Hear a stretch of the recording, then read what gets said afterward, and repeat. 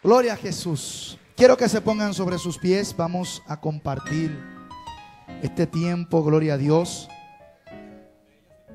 Una palabra, tengo una palabra para esta ciudad, gloria a Jesús. Y no solo una palabra para esta ciudad, sino más allá. Sé que en la mayoría de los eventos de San Pedro de Macorís, hoy en día estamos viendo la gente motivado e incentivado, gloria a Jesús, por las revelaciones a través de los códigos. Yo le voy a hablar claro. No hay código aquí, no hay nada. Yo tengo una palabra de parte de Dios y vamos a estar ministrando, levantando los muros y reformando el sistema. Ah, no. Sí, yo sé. Yo sé que no hay mucho amén. No se preocupe, que yo no vengo a darle una palabra para motivarlo. Yo vengo a darle una palabra para confrontarlo.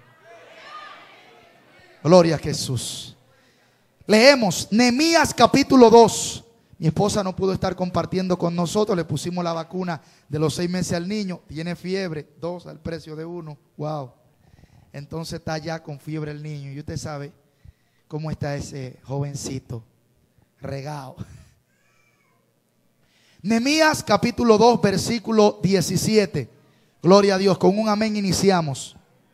Digo a mi madre Kenia y al pastor local. Leemos bajo la autoridad del Padre, Hijo y Espíritu Santo. Sus letras dicen: les dijo pues: vosotros veis el mal en que estamos, que Jerusalén está desierta y sus puertas consumidas por el fuego. Venid y edifiquemos el muro de Jerusalén y no seamos más oprimidos. Entonces le declaré cómo la mano de Dios era buena sobre mí, y asimismo las palabras del rey que me había dicho. Y dijeron: levantémonos y edifiquemos así, y nos esforcemos y esforcemos nuestras manos. Mas habiendo oído Sanbalat horonita y Tobía el siervo amonita y Gesén el árabe, hicieron escarnio de nosotros y nos despreciaron, diciendo: ¿qué es esto que hacéis vosotros? ¿Os rebeláis contra el rey? Entonces les reprendí y les dije: el Dios del cielo, diga el Dios del cielo, Él nos prosperará, diga nos prosperará, y nosotros sus siervos nos levantaremos, dígalo, y nosotros sus siervos nos levantaremos y edificaremos, porque vosotros no tenéis parte ni derecho ni memoria en Jerusalén. Dale un aplauso fuerte al rey. Levantando muros, reformando el sistema. Gloria a Dios. Levantando los muros y reformando el sistema. Gloria a Jesús. Te adoramos, Dios. Gloria a Jesús. Es un privilegio para mí estar compartiendo en este evento donde han pasado tantos hombres y tantas mujeres de Dios y que han dado una palabra poderosa. Gloria a Jesús. Quiero definir rápidamente qué es una reforma. Gloria a Dios. Según el diccionario de la Real Academia, reforma es la modificación que se le hace a una cosa para ser mejorada, generalmente rehaciéndola o cambiándola de su forma actual a un estado mejor. Algo que se había perdido, que había perdido su esencia, cambiándole su estado actual por un estado mejor. Gloria a Jesús. Y queremos también resaltar por qué el término levantando muros. Gloria a Jesús. Oh, gloria a Dios. Saben, hermanos, en la antigüedad las naciones solían fortificar sus capitales, sus países, con murallas, gloria a Jesús, por varias razones. Punto número uno, y es la razón primordial, y es que las murallas servían como punto de defensa para las demás naciones, gloria a Jesús. Servían para evitar que los demás pueblos, las demás naciones entraran y saquearan todo lo que estas naciones producían. Gloria a Dios, lo que se utilizaba como un método de defensa, oh gloria a Dios, y también como un método de idiosincrasia, oh gloria a Jesús, para diferenciar una nación de otra nación, de tal forma que el que era, aleluya, asirio o el que era fenicio mantuviera su identidad y no pudiera, gloria a Jesús, corromper al pueblo, aleluya, de Israel o a otros pueblos. Este era el objetivo principal, de que las naciones tuviesen, gloria a Jesús, su propia identidad y estuviesen protegidas. Y la palabra que hemos leído, el texto que hemos tomado como punto de partida, tiene una hermosa historia. Narra la historia de un hombre llamado Nehemías, gloria a Jesús, que mucha gente le dice el profeta Nehemías, bendito el nombre de Jesús. Y no voy a entrar en detalles teológicos con relación a la función ministerial de Nehemías, gloria a Dios, pero sí quiero resaltar algunas cosas. La palabra de Dios declara que Nehemías era el copero del rey, alabado sea el nombre de Jesús. Era la persona que tenía que mantener al rey alegre, tenía que mantener al rey gozoso, gloria a Dios. Y en un momento determinado se acerca uno de sus hermanos, aleluya, condescendiente y descendiente también de su país, gloria a Dios, y se acerca y empieza a darle la noticia de cómo está su tierra, cómo está, aleluya, Judá, cómo están viviendo aquellas personas. Las puertas, los muros de Israel habían sido desoladas, gloria a Dios, había, gloria a Jesús, una devastación. Las puertas habían sido quemadas. Oh, mi alma alaba el nombre poderoso de Jesús. Lo que se estaba viviendo era una situación caótica, crítica y enfermante, gloria a Dios.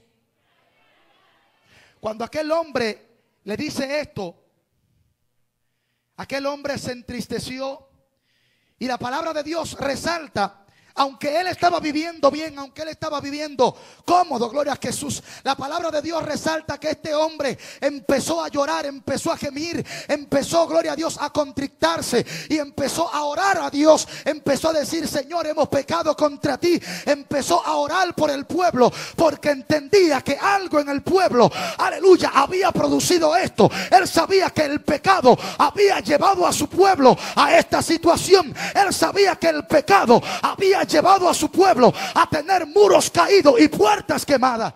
Así que empezó a orar, empezó a gemir, gloria a Dios. Y en el capítulo 2 que hemos leído en esta noche, dar la historia cuando él se presenta delante del rey, el rey lo ve que está acongojado, que está entristecido, y le dice: Nehemías, ¿qué te pasa? Oh, gloria a Jesús, que te estoy viendo como acongojado, te estoy viendo entristecido. Tú nunca habías estado así en mi presencia. No porque él no quería, sino porque no podía. El hombre que tenía que mantener al rey contentoso no podía estar triste, tenía que estar alegre. Entonces él, estando triste, gloria a Dios, esto para él significaba la muerte. Pero aún así se presenta delante del rey y le explica cuál es el motivo de su tristeza. Le pregunta cuál es el motivo de su situación. Mi alma adora el nombre de Jesús. Entonces cuando él dice, el rey le dice: pero entonces, ¿qué es lo que tú quieres que yo haga? Y él dice: si yo he hallado gracia delante de ti, yo quiero que tú me des la oportunidad de yo ir a mi pueblo y a y motivar a los que se quedaron allá, para que edifiquemos, aleluya, los muros, para que edifiquemos el templo. Oh, gloria a Dios, para que trabajemos, para que levantemos la puerta. Gloria a Dios. Entonces dice que el rey hizo como él le había pedido. Le dio una carta, le dio jinete, le dio gente que fuera con él. Gloria a Jesús, aleluya. Por eso en esta noche yo vengo con autoridad del rey a hablarte, gloria a Jesús, sobre la reedificación de los muros. Es decir, que yo no vengo con una palabra improvisada o inventada para motivarte. Vengo con una palabra, con una carta del rey que que está diciendo, aleluya, se le ha dado orden a hombres y a mujeres de esta ciudad que tengan una palabra para reedificar, una palabra para reformar el sistema, una palabra para, oh gloria a Dios, levantar los muros caídos. Yo siento a Dios, una palabra para que las puertas quemadas vuelvan a ser reedificadas.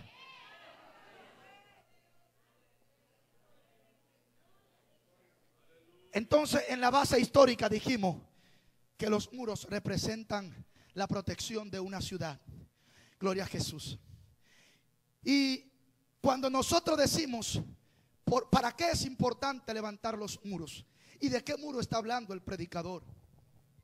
El muro en el contexto espiritual representa nuestra fe. La autenticidad de nuestra fe representa nuestra visión, nuestro discernimiento, lo que nosotros, gloria a Jesús, podemos utilizar para nosotros poder resistir al diablo, para nosotros resistir las malicias del enemigo. Déjenme contarle lo que estaba pasando ahí. Al tener los muros caídos, cualquier pueblo pasaba por Israel, por Judá, y cuando pasaba por Judá veía la problemática, veía la situación, entraba, saqueaba ellos todo lo que trabajaban. La gente que eran de otros pueblos venían, lo tomaban, gloria a Jesús, mataban a sus esposas, mataban a sus hijos. Era algo tremendo, gloria a Jesús. La gente estaba azotando al pueblo porque no tenían muros que lo defendieran. La palabra de Dios declara en el capítulo 2, ya entrando al 19, desde el 17 en adelante, narra el contexto entonces que cuando el rey le da la carta, dice que Nehemías va de noche para ver la situación del pueblo, gloria a Jesús. Porque hay alguien que va a ver la situación del pueblo cuando nadie te ve. Dice que fue de noche donde nadie lo viera, porque hay gente que está viendo lo que otros no están viendo, gloria a Jesús. Hay gente que está viendo lo que está pasando en el pueblo, lo que está pasando en la iglesia de Jesucristo, gloria a Dios. Ahí no todo el mundo lo está viendo, pero hay gente que le ha dolido, hay gente que está viendo lo que está pasando. Y dice la palabra que se levantó, gloria a Dios, un tal Zambalá, y se levantó un Tobías, y se levantó un José, un Gesén, gloria a Jesús. Y esta gente empezaron a hacer burla de ellos, y ustedes van a levantar el muro, y ustedes van a reedificar los muros, gloria a Jesús. Empezaron a oponer, buscaron la forma de eliminar, aleluya, a Nehemías y a la gente que el rey le había provisto, gloria a Dios. Empezaron a tratar de deshacer el plan que Dios había establecido para la vida de Nehemías. Mi alma alaba el nombre de Jesús. Empezó a burlarse. ¿Sabe por qué? Empezó la burla simple porque Nehemías era una persona bien pequeña. Nehemías era una persona pequeña de estatura, gloria a Jesús. Era lo que nosotros conocemos como un arlequín. Los arlequines, ustedes saben que los reyes tienen bufones, es que le dicen. Gente que lo hace reír. Y este era un enanito. Nehemías era un enano, una persona pequeña de estatura. Su responsabilidad era darle vino y de hacer reír al rey, gloria a Jesús. Entonces, ¿cómo es posible que este va a reedificar el muro? Este no tiene talla de guerrero, este no tiene talla de reedificador, este no tiene talla, gloria a Jesús, de un hombre que pueda levantar los muros. Tanta gente se ha levantado y nadie pudo levantar los muros, gloria a Jesús. Y empezó el pleito, capítulo 4, verso 13, capítulo 6, gloria a Jesús. Estaba Zambalá, Tobías, aleluya, y Gesén el árabe oponiéndose siempre al plan de Dios, porque siempre Dios, aleluya, va a levantar gente que va a querer hacer cosas, pero el diablo siempre se va a levantar. El diablo siempre va a buscar la forma de deshacer lo que Dios ha provisto para tu vida, para tu barrio, para tu comunidad, para tu familia, gloria a Jesús, aleluya. Entonces dice la palabra de Dios que empezaron a trabajar, gloria a Dios, con una mano, aleluya, trabajaban y con otra tenían una espada. Eran hombres que estaban entregados, hombres que estaban decididos a llevar una palabra, hombres que estaban decididos a reedificar los muros, gloria a Jesús. Lograron reedificar los muros, lograron hacer tantas cosas, lograron hacer cosas importantes en el pueblo.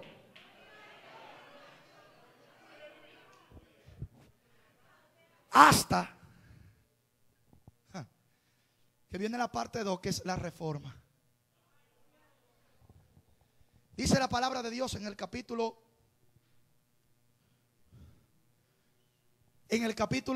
13, sucede un acontecimiento importante. Y antes de que suceda este acontecimiento, quiero resaltar algunos nombres.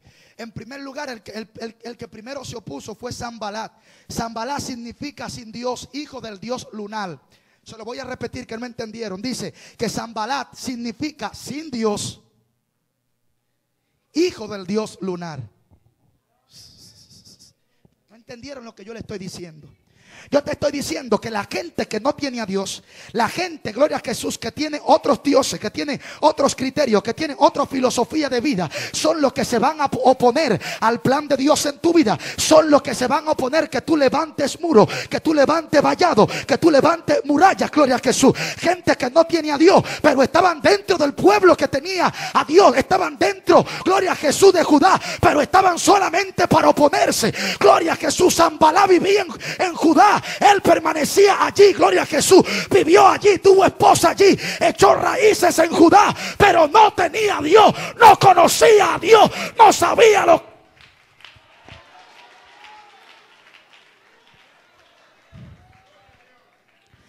Dice, mitad samaritano. Este hombre tenía descendencia samaritana y también era horonita. Ciudad que era de Moab, gloria a Jesús. Se opuso a Nehemías que construyera los muros. En el capítulo 4, versículos 7 y 8. Dice, Sanbalá y sus cómplices solicitaron una entrevista con Nehemías, a quien querían asesinar. Capítulo 6. Habiendo rehusado Nehemías entrevistarse con ellos, intentaron en vano intimidarle, acusándolo de sedición. Gloria a Jesús. Capítulo 6, versículos 5 y 14. Oiga bien, el hombre que se había opuesto todo el tiempo, gloria a Jesús, a la construcción del templo. Capítulo 13 dice que entonces un hijo de Joadía, quien era hijo del sumo sacerdote Eliasí, el hombre que ministraba el templo, se casó con una hija de Sanbalá. Gloria a Dios. Oiga bien, una hija, gloria a Dios, de Sanbalá se casa con un nieto del sacerdote Eliasí. Gloria a Jesús. Apunte eso. Una hija se casa con, gloria a Dios, se casa con un nieto del sacerdote. Oiga bien, vamos a seguir. Tobías significa Dios es bueno, entre comillas. Gloria a Dios. Fundador de una familia que volvió del cautiverio babilónico, pero que nunca pudo demostrarse su verdadero origen israelita. Gloria a Jesús. Estaba siempre con los israelitas, pero cuando le preguntaron su genealogía, cuando le preguntaron su árbol genealógico espiritual, no se encontró. Gloria a Jesús. Este hombre en el capítulo 13, versículo 4, también una de su descendencia se casa, gloria a Dios, con otro de los descendientes del sacerdote Eliasí. Ah, Dios mío. Pero Jesé en el árabe, que significa, gloria a Dios, en hebreo significa el que, corporación, el que hace mezcla. Era árabe y se había mudado en la misma entrada del pueblo, de tal forma que todo lo que llegaba al pueblo, el primero que lo recibiera él. Y él tenía un monopolio, por eso no quería que los muros se reedificaran. Ah, no entendieron lo que yo le estoy diciendo. Alguien no quiere que los muros se reedifiquen porque se está beneficiando, gloria a Dios, de las bendiciones que son del pueblo. Ahora bien, ¿qué está pasando? Ahora bien, aparentemente todo está bien, pero en el capítulo 13, versículo 4 dice, gloria a Jesús, que entonces Tobías emparenta con el sacerdote Eliasí. ¿Dónde está el problema? ¿Por qué necesitamos una reforma? Simple, porque dice en el capítulo 13, aquel día se leyó un libro de Moisés oyéndolo el pueblo, y fue hallado escrito que los amonitas y los moabitas no debían entrar jamás en la congregación de Dios, por cuanto no salieron a recibir a los hijos de Israel con pan y agua antes que hospedaron a Balaam contra ellos para que los maldijese. Mas nuestro Dios volvió la maldición en bendición. Y fue que cuando oyeron la ley, se apartaron, gloria a Dios, de lo que se habían mezclado. Antes de esto, Eliasí, sacerdote, siendo, oiga bien, superintendente de la cámara de la casa de Dios, siendo el jefe, gloria a Jesús, de la casa del templo, había emparentado con Tobías y le había hecho una cámara, una habitación en la cual guardaban antes las ofrendas, diga las ofrendas, y donde guardaban el perfume, y donde guardaban los vasos y el diezmo y el grano y el aceite y el vino. Gloria a Jesús. Buscó e hizo esta habitación, sacó todo lo que yo acabo de mencionar y allí dejó que Tobías viviera. Gloria a Jesús. Oh, no entendieron. Yo te estoy diciendo que el hombre que tenía que ministrar a Dios, que el hombre que tenía que honrar a Dios, el sumo sacerdote, dijo: como ya tú eres de la familia, aleluya, sacó del templo, del lugar donde estaba el perfume, donde estaban los granos, donde estaba el aceite, donde estaba el vino, donde estaban las ofrendas de los cantores, lo sacaron y entraron al hombre que se opuso al plan de Dios, entraron al hombre que se opuso, oh gloria a Jesús, al propósito de Dios.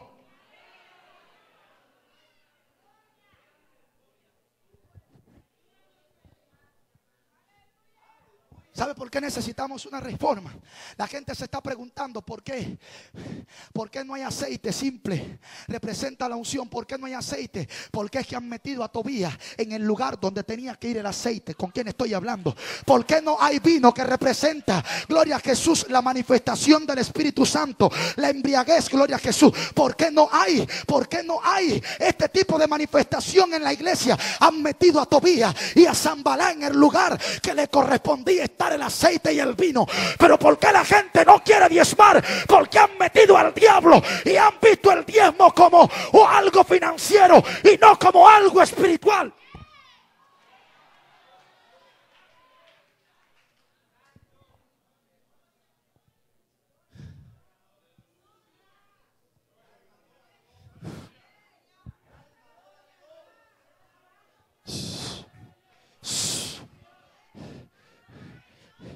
Las ofrendas que eran para los cantores, ya no habían cantores, no había nadie. Habían sacado todo lo que representaba el culto, la adoración a Dios, el perfume que representaba la adoración, que representaba la intimidad del hombre con Dios. Lo habían sacado para poner a Tobías, gloria a Jesús, y a Sanbalá. Pero ¿qué era lo que estaba pasando?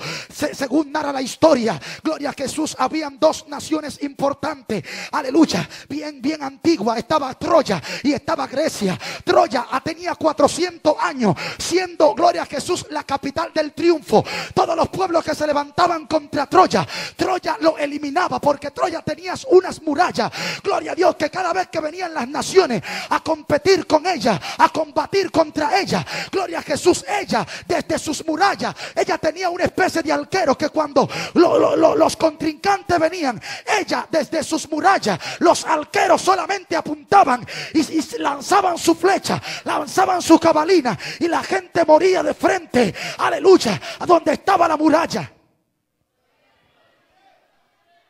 400 años, pueblos, naciones enfrentando a Troya y no pudieron vencerla, porque su muralla siempre les sirvió de protección. Dice que los griegos duraron, gloria a Jesús, semanas y semanas queriendo entrar a Troya, pero no podían. Queriendo entrar, gloria a Jesús, a Troya para conquistarla, pero no podían, porque entendían que si entraban a Troya y conquistaban, iban a conquistar toda Grecia, todo el territorio que le pertenecía a Grecia. Gloria a Dios. Entonces a alguien se le ocurrió una idea y dijo: oye, ¿sabe que los troyanos tienen un dios que le llaman Apolo? ¿Cómo va a ser? Sí, aleluya. ¿Y cómo se manifiesta este Dios? Este Dios tiene la representación de un caballo. Pues entonces vamos a regalarle un caballo. Hicieron un caballo enorme, gloria a Jesús, con puertas, un caballo bien grande, gloria a Jesús. Y cuando lo pusieron delante de la puerta, los griegos se fueron, aleluya. Y al otro día, cuando amaneció, aleluya, alguien de los que estaban, los centinelas que estaban, aleluya, mirando en las brechas, dijeron: vengan a ver esto. Es un regalo del dios Apolo. Los griegos se fueron, cogieron miedo. Esto es un regalo de Apolo. Y cuando empezaron a ver el regalo, entraron, abrieron la puerta y empezaron a bailar y empezaron a brincar y empezaron a hacer orgía. Gloria a Dios, porque ellos creían que el dios Apolo le había regalado eso como ofrenda de una gran nación, como una ofrenda temerosa. Cuando quedaron todos embriagados, cuando quedaron todos exhaustos y dormidos, entonces en la madrugada dentro del caballo habían unos hombres dentro. Y cuando todos estaban dormidos, entonces esos hombres que estaban dentro abrieron las puertas de tal forma que todo el imperio, todo el ejército griego entró. Ya no había muralla, ya no había puerta que pudiera detenerlo. Con lo que está diciendo el predicador, yo te estoy diciendo que el diablo por mucho tiempo se enfrentó a la iglesia, mató a los cristianos, aleluya, lo mató con leones, lo llevó a los palacios, lo llevó a los anfiteatros, lo mató con osos, lo mató con leones, lo prendió con antorcha, aleluya. Y estaba la iglesia resistiendo, estaba la iglesia con sus murallas bien levantadas. Entonces el diablo dijo: oh, pero cada vez que yo mato a un cristiano salen 10.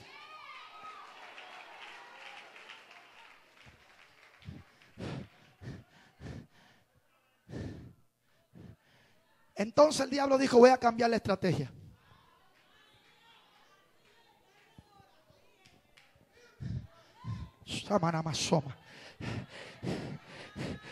Vinieron con palabras proféticas, vinieron con código, vinieron con declaración y con decretos, vinieron hablándonos lengua, vinieron profetizando, vinieron brincando como nosotros. Y nosotros, como los troyanos, dijimos: eso es de Dios, eso es de Dios, eso es de Dios. Y lo entramos: vengan, entren. Y ahora no podemos, aleluya, trabajar con la gente. El diablo se ha metido. Ay.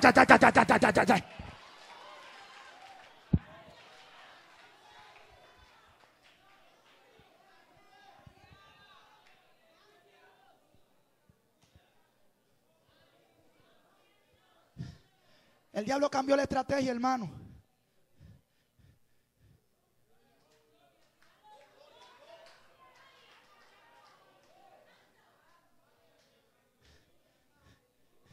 El diablo ha utilizado el amor de Dios. ¿Qué es lo que está diciendo el predicador? Sí, hermano, es que Dios es un Dios de amor. Y la otra parte, el fuego que consume. Y por eso es que mucha gente, muchos predicadores han cambiado su mensaje. Gloria a Dios, porque saben que si tenían un mensaje bien fuerte, bien duro, un mensaje que llamara a la gente al arrepentimiento, mucha gente no lo iba a aceptar. Muchos sacerdotes, Eliasí, gloria a Dios, no lo iban a aceptar, no le iban a buscar lugar, no le iban a crear una recámara, gloria a Jesús, para que pudieran vivir, aleluya, del perfume, del diezmo. No pudieran vivir del grano, del aceite, gloria a Dios. Y los cantores, los de Dios, los sacan. Mi alma alaba el nombre de Jesús. No hay alguien que pueda hablar una palabra. Por eso es que la gente se mete en la onda de gloria a Jesús, de la bendición, porque es que entiende que si predica algo, gloria a Dios, contrario a la corriente, al sistema, nadie lo va a invitar. Oh, yo vengo hoy como reformador, yo vengo hoy como profeta, aunque nadie. Hay que reformar esto. Hay que sacar al diablo. Hay que hay que sacar al diablo de la recámara.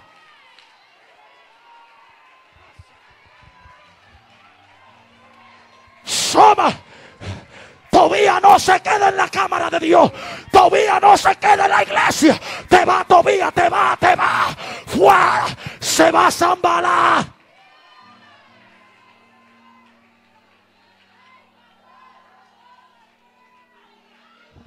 Shama.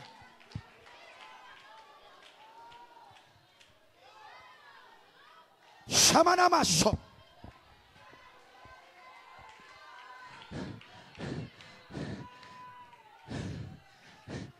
Dice la palabra de Dios que cuando Nehemías llegó y le dijo: explícame. Y este no fue el que se opuso tanto tiempo a mí.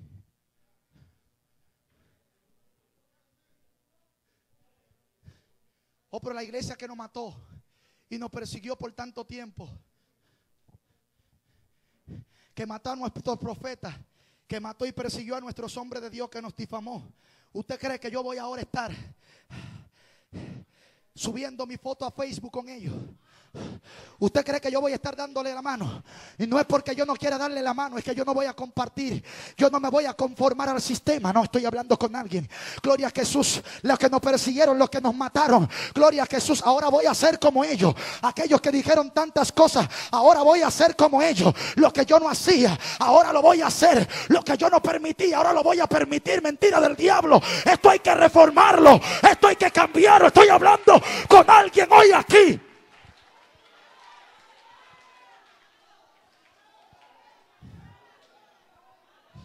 Y espérate, porque siempre en las iglesias cuando hablamos de esto nos circunscribimos a las cosas que nosotros conocemos. Pintura y pantalón. Yo no estoy hablando de eso. Usted va a ver de qué yo estoy hablando. Desde el siglo XIV hasta el siglo XVI se levantó una teoría religiosa llamada la indulgencia.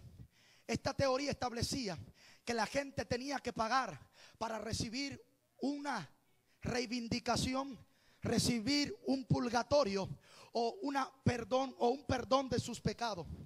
Gloria a Jesús. Oiga bien, esta teoría en el siglo XIV hasta el XVI estuvo vigente, gloria a Dios, en Europa. Esto estuvo arropando, aleluya, las iglesias de aquel entonces. Y usted me está diciendo que es lo que está diciendo el predicador. Y entonces nosotros estuvimos, la iglesia de Jesucristo estuvo peleando en contra de la indulgencia. Estuvimos diciendo, clavamos 95 tesis delante de la catedral de Rimberg, gloria a Jesús, diciendo no estamos de acuerdo, es antibíblica la indulgencia, no creemos en la indulgencia, eso es un asunto con fines de lucro, gloria a Dios, no creemos, eso es antibíblico, esto tiene un propósito macabro. Y que entonces, ¿qué es lo que quiere decir el predicador? Yo te estoy diciendo que peleamos tanto tiempo por la indulgencia y hoy en día hay gente que viene con cara de espiritualidad, con cara de profeta, con cara de apóstol, con cara de superministro, diciendo si tú me das una ofrenda hoy Dios te sana. Eso se llama indulgencia. Eso se llama indulgencia. Macho.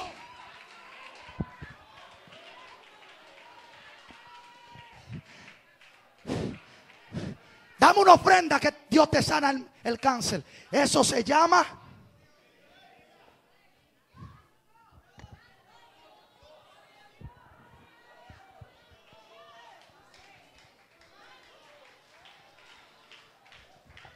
En el mismo siglo y un poquito antes, en el año 1300,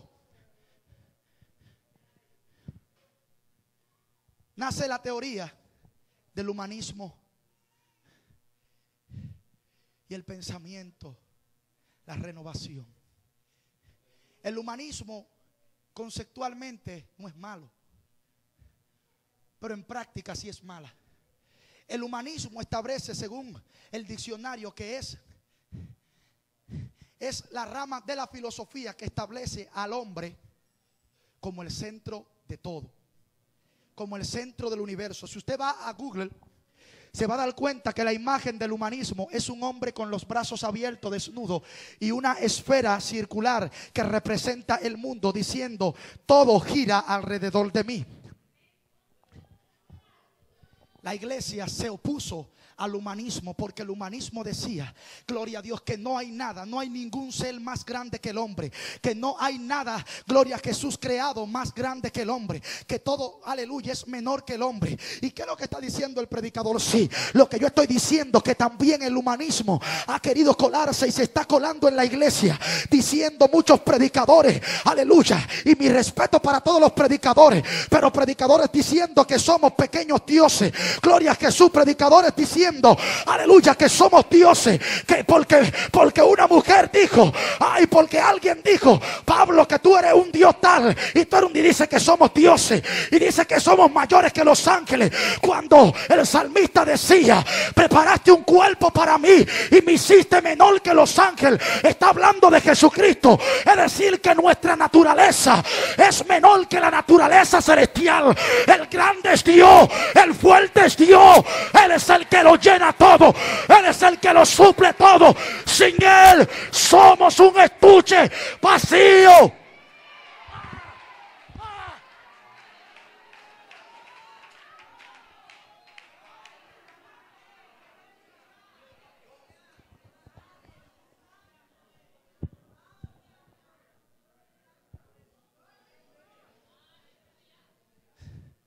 En el mismo siglo.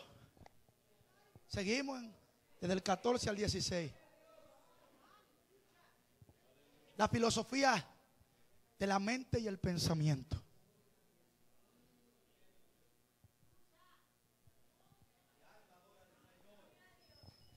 Esta filosofía, esto está de moda aquí, en el Evangelio.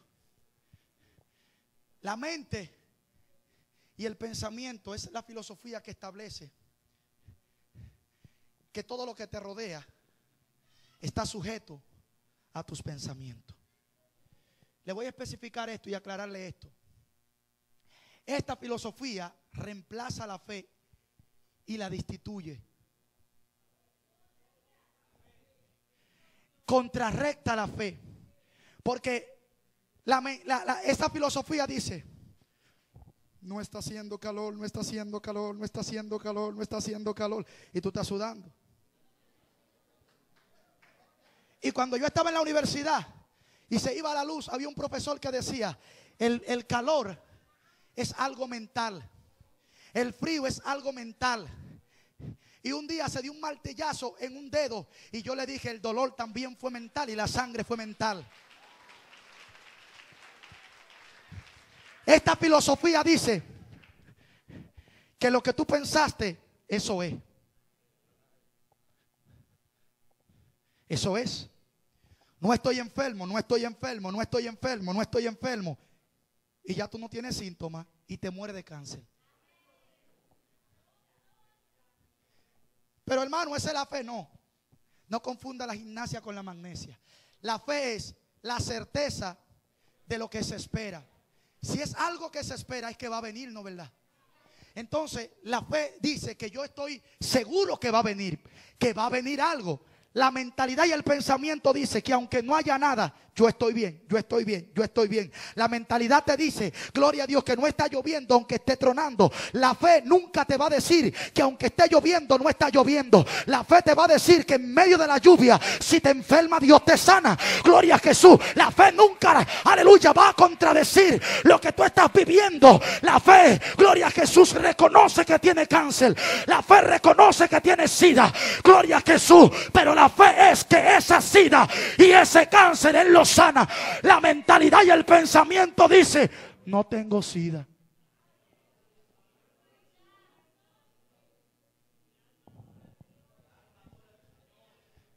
Entonces, esta filosofía es la filosofía del decreto. Actualmente es la filosofía del decreto. Yo decreto sobre tu vida.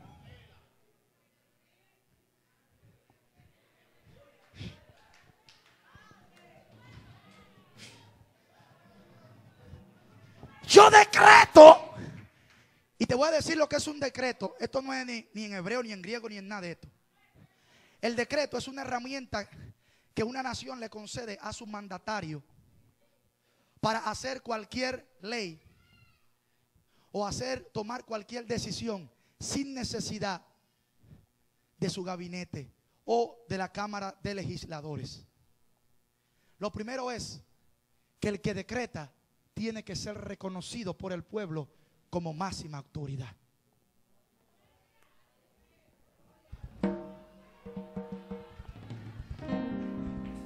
No entendieron nada de lo que yo le dije. Así que tú puedes decretar más que Lionel, más que Hipólito y más que Danilo juntos, y no va a suceder nada hasta que la autoridad celestial no te reconozca como autoridad. Por eso Jesucristo le dijo a Pedro: lo que tú decretes aquí es porque viene de allá. Es que te reconocen allá. Ya estamos terminando. Faltan todavía unas 7 filosofías, pero vamos a ir cortando. Ya termina. Vamos a dejar ahí.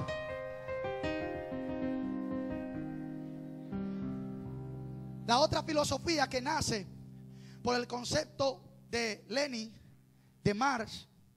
Ustedes lo conocen en la Unión Soviética: el marxismo, el comunismo,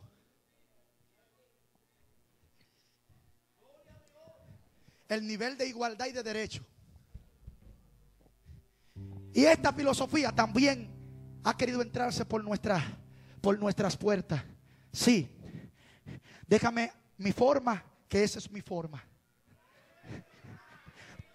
Yo he escuchado gente que me han dicho: tú tienes que respetar mi derecho como creyente. Los creyentes no tienen derecho. Háblame del derecho de Cristo. Aleluya. Los derechos decían que Cristo no debía morir. El creyente no actúa por derecho, actúa por propósito.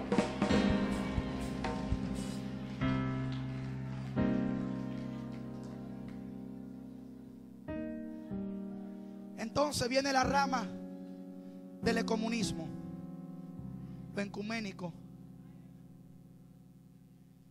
que todos somos de Dios. Todos somos de Dios. No importa. No importa. Podemos estar juntos.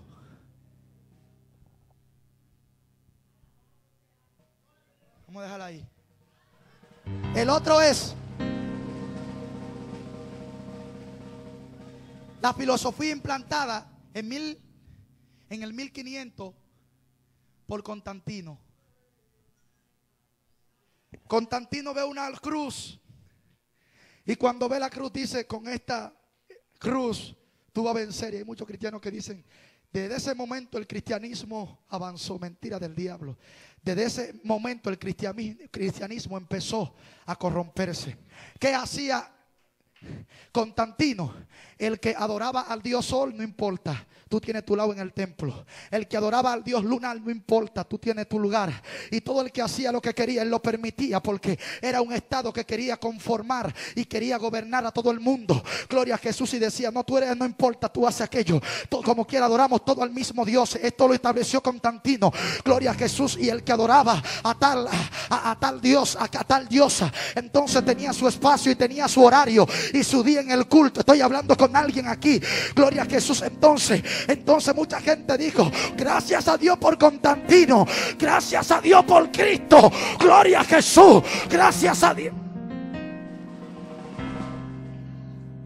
Miren, hermano, gracias a Dios por Nerón.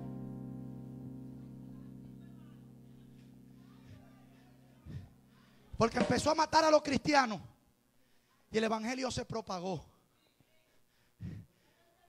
Pero Constantino hizo que el evangelio se paganizara.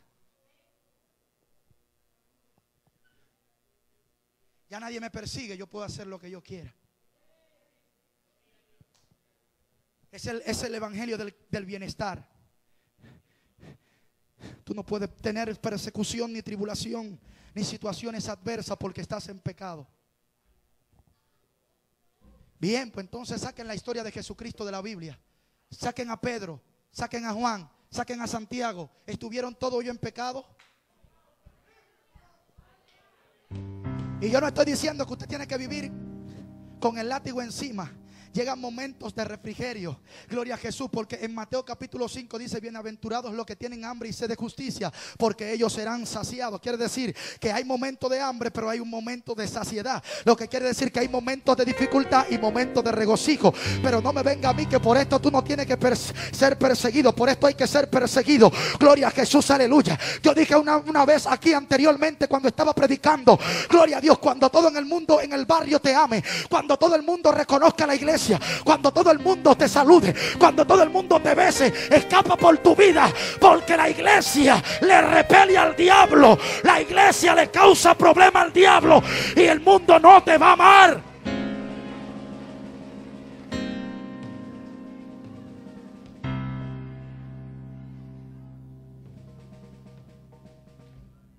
Entonces, como hemos sacado a los levitas y a los cantores, ya terminé,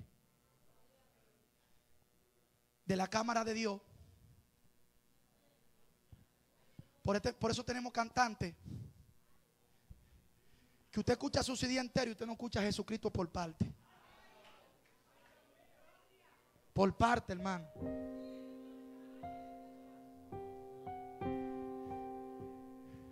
Hay que reformar esto, hermano. Alguien tiene que ponerse de pie y decir: no lo acepto. Alguien tiene que decir: no estoy de acuerdo. Alguien tiene que levantarse como Nehemías y decir: pero este no es Sanballat y Tobías que hacen dentro del templo. Recojan su mutete y se me van. Y todos los que están igual que ellos recojan. Pero es que tengo una mujer con 4 hijos y mi esposa es judía. No importa, vete. Te vas, tú no tienes nada aquí. Te vas, no te queda nada. Te voy a reformar, te voy a reformar. Es tiempo de reforma. Ponte de pie.